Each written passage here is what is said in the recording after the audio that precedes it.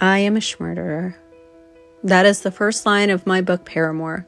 Well, not exactly the first line, because there are words on here that will get me suppressed. But essentially, that is the first line. There have been many first lines of this book because I started writing this book over a decade ago. It's been a long time. Every time I talk about this, I'm like, it was a decade ago. It was over a decade ago. It was X many years ago. I might tell you different things because I have zero concept of time.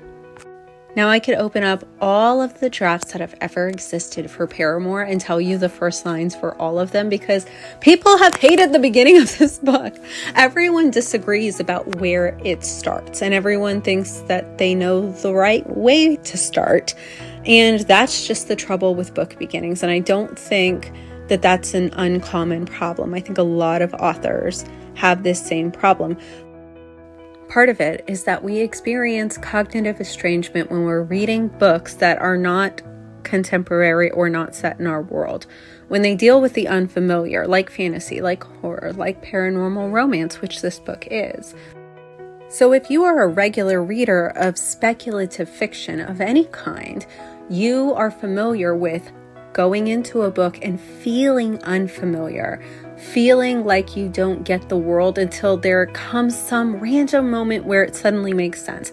And it's not even going to be something typically that you can pinpoint. It's just the feeling that you finally understand anything. And an author really can't rush that. And it's something that every reader experiences to different degrees. And so a lot of times when we're telling authors, show, don't tell, this advice is really hard in fantasy, right? Because you want to show things that are just going to be unfamiliar to the reader, and you have to hope that they'll stick around long enough for the things that are strange to become things that are familiar and things that they will love. Once I understood this, it was a lot easier to pick a beginning that I loved and to decide that this is the way it was going to be. Now, does that mean I'm not going to listen to people if they are still stumbling? Of course not. But I'm going to work within the scene that I have instead of change the scene again, because I cannot keep doing that with this book. I cannot change the things completely. I can just make small changes that help clarify, right? So Paramour went through a lot of different beginnings. Originally, I had it set where Sadie and her mom were newcomers to town. Boom, typical YA something, right? And it feels good. It feels familiar, and it makes a lot of sense when you're introducing new things in a first book to be new to a town, right? So I don't show the day the moving truck comes in. I just show that they are new. They're learning the land. They are banshees that go to homes of the people who are dying and keen. They warn people that those people are dying, right? So that very first scene originally was them out in the woods and they stumble upon a house and she gets seen by a human, right? Who turns out to be the MMC. Jumping straight into the conflict because this was a brand new book and this was something that, you learned, start in the action, the inciting incident. And as writing has evolved, not only my own writing, but just kind of what we want in stories. This book was written a long time ago. That kind of gets shifted, okay? So there was another beginning of this story afterwards where people were like, my agent at that time was like, it's too fast. I was like, cool. What do you want from me? You want me to show when they first arrive in town? So I think that I stepped back and I kind of showed calling to a different charge, okay? So that we could get a sense of her normal, which is very typical, show their normal, right? Even that was too fast for some people because you skip down a couple of years and again, expectations for what a book should be have changed yet again. People were like, banshees are too unfamiliar. As a paranormal creature, we need to understand more. How did she get there? And so the beginning, it had been tinkered a lot with, where do we start in this town? Blah, blah, blah.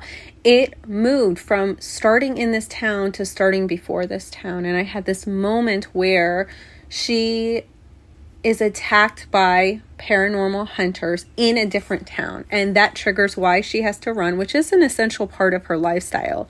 she is always on the run from paranormal hunters. So yeah, that is part of her normal, and it made sense to show it. So I moved up and showed that.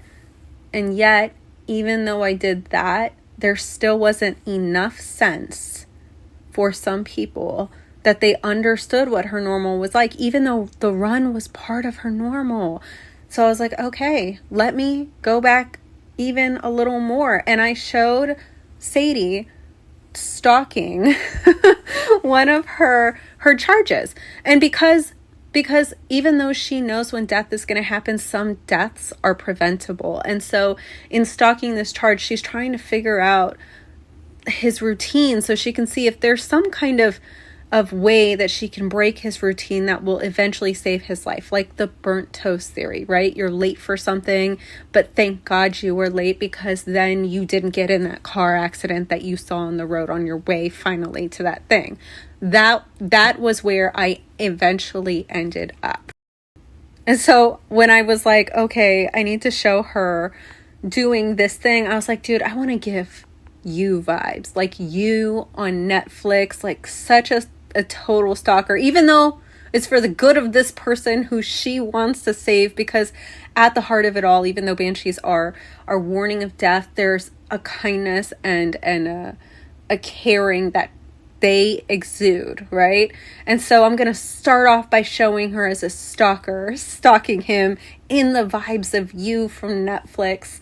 And she starts off by talking about how she is a murderer, a harbinger of death, a beacon of whatever, and she is a banshee. So that you kind of get a sense of like all the things that people think negatively of her, but all the things that are very positive of her in the same sense. And that is why I started with I am a murderer. Now, has she murdered someone? Yeah. Okay. But listen, you just got to hear me out on this one. Okay. It's not what you think. And that's just something that people do, right? And by people, I mean authors.